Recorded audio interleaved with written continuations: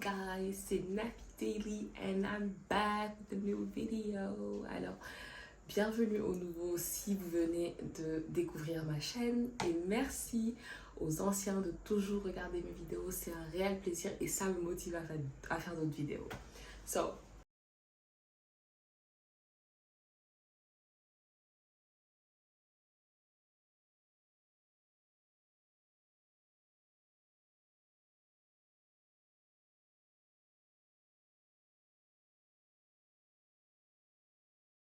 aujourd'hui, on va parler de la première année de médecine. Je vais faire une série de vidéos où on aura la première, la deuxième, la troisième, la quatrième et la cinquième année de médecine pour voir un peu quelles années sont difficiles, quelles années sont faciles. Et comme ça, vous aurez un aspect global de la médecine. Voilà. Il faut savoir que la première année de médecine, c'est une année très très importante. Alors moi, je dirais que j'ai eu un parcours atypique. J'en parle sur une autre vidéo, alors si vous voulez savoir de manière très détaillée ce parcours, allez regarder l'autre vidéo, mais je ne vais pas en parler sur cette vidéo. Alors pour la première année de médecine, je dirais que c'est une année très très importante, si ce n'est pas l'année importante, parce que c'est l'année où la sélection se fait en fait. C'est pas comme en France, parce qu'en France, c'est carrément un concours et c'est carrément une sélection. Mais ici au Sénégal, il faut savoir que c'est pas un concours, mais les étudiants ont tendance à fuir en fait en fin d'année, parce que tout simplement parce que c'est une année qui fait peur. Tout change, tout change. Donc tout ce que je peux vous dire pour le moment, c'est que c'est une année très importante pour la suite de votre carrière. Alors quels sont les défis dans la première année de médecine?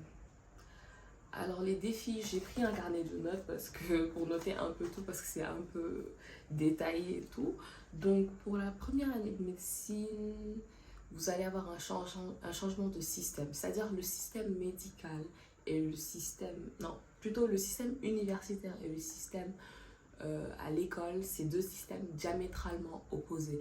Là où vous allez avoir des profs, des tuteurs, vous allez avoir aussi des profs à domicile.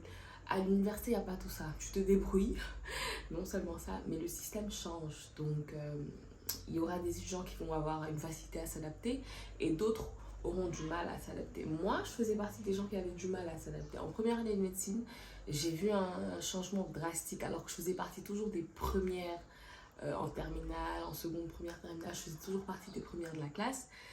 Mais à l'université, c'était un bouleversement, ça n'avait rien à voir. Là où tu avais une classe de 30 élèves, là tu te retrouves avec 200 étudiants à 250 qui font le même cursus que toi dans la même classe. C'est un amphithéâtre, c'est un choc. D'accord? Alors vous aurez beaucoup de stress, vous allez manquer de sommeil.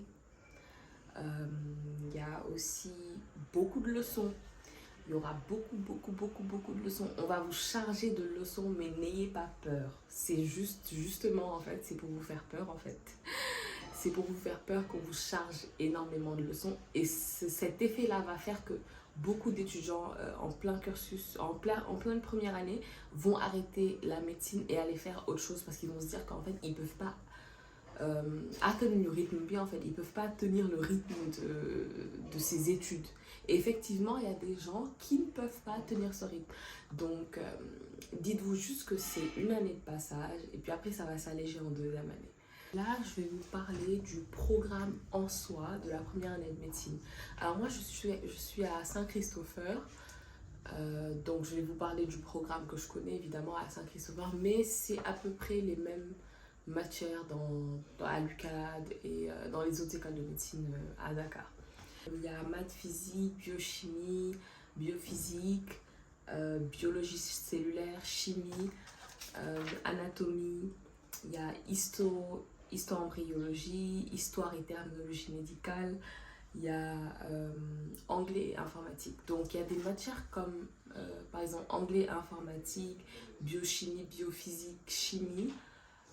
C'est des matières où si vous ratez le cours, vous n'allez rien comprendre parce que les profs là ont tendance à expliquer et faire des TP, des TD qu'il ne faut pas rater en cours parce que sinon vous n'allez rien comprendre à l'examen. Maintenant, des matières comme par exemple l'anatomie, l'histo-embryologie, dire, quoi encore, la génétique, la biologie cellulaire, c'est plus des matières que vous allez apprendre chez vous à tête reposée. Vous pouvez vous permettre de temps en temps de rater ces cours pour pouvoir les réviser à la maison. Je ne vous dis pas de rater les cours pour rester chez vous et ne rien faire. En première année de médecine, ça n'existe pas. Si vous le faites, vous allez avoir des problèmes à l'examen et vous êtes très susceptible de reprendre l'année. Donc, pour la première année de médecine, ces matières-là, vous pouvez rester chez vous à tête reposée, refaire des schémas comme par exemple la biologie cellulaire, histo-embryo, vous pouvez refaire des QCM, anatomie, dessiner, prendre des schémas et revisualiser ça, réécrire, annoter des schémas vides pour pouvoir retenir l'anatomie en soi. Voilà. Les heures de cours dans notre école, c'était de 8h à 19h en première année de médecine. Alors c'était 8h midi, ensuite on avait une pause de midi à 15h pour que de 15h à 19h on continue les cours. Alors vous voyez que c'est vraiment chargé et le samedi on avait cours de 8h à midi. Donc il faut savoir que si vous n'êtes pas organisé, votre année en fait, vous allez passer à côté. Vous allez passer à côté de manière tellement inattendue. Donc il faut vraiment s'organiser. Vous allez vous rendre compte au fil de l'année que vous ne pourrez pas assister à tous les cours malheureusement parce que sinon vous n'aurez pas de temps de révision. Et aussi choisir les cours auxquels vous assistez. Parce qu'il va falloir que vous preniez sur vous et que vous ayez des heures de travail chez vous pour pouvoir avancer. Sinon, vous allez toujours vous retrouver en retard parce que les profs n'arrêtent pas. Ils vous bombardent de cours. Ça, c'est moi qui vous le dis. Ensuite, il y a les TP et les TD. Les TP et les TD sont obligatoires. Ne ratez jamais un TP, ne ratez jamais un TD. C'est là où les profs en profitent pour donner les questions, la plupart du temps, qui ressortent dans les examens. Alors, si je vous donnais un conseil, si je pouvais vous donner ne serait-ce qu'un conseil, c'est ne ratez pas les TP et les TD et faites des QCM. C'est ce seul conseil que je choisirais si je devais choisir un conseil. Alors, comment vous serez évalué? En première année de médecine, la plupart du temps, c'est des QCM. Il n'y a pas de croc. Croc, ça veut dire question à réponse ouverte, courte. Genre là où tu fais des petites réponses en phrases, où vous expliquez un peu. Non. En première année de médecine, il n'y a que des QCM. C'est au fil des années que vous allez avancer qu'il y aura des crocs. Voilà. Mais en première année de médecine, que des QCM, si je m'en souviens. Voilà. Mes conseils, on va dire. Mes conseils. Alors, s'organiser, je le répète, il faut s'organiser. Ayez un agenda, si vous ne pouvez pas vous organiser dans votre tête, prenez un agenda, vous mettez l'emploi du temps de chaque semaine. En général, les matières ne changent pas tout au fil du semestre. Donc, en fonction de ça, vous regardez les trous pendant la semaine où vous pouvez apprendre ça. Le week-end, ne sortez pas tout le week-end. Profitez du week-end pour réviser, pour apprendre. C'est un sacrifice. La médecine, c'est un sacrifice. Ça, je vous le dis tout de suite. Il faut que vous sachiez que vous rentrez dans des études soutenues. C'est un rythme soutenu, un rythme... Voilà quoi. En gros, c'est la pression, c'est malheureusement la pression académique.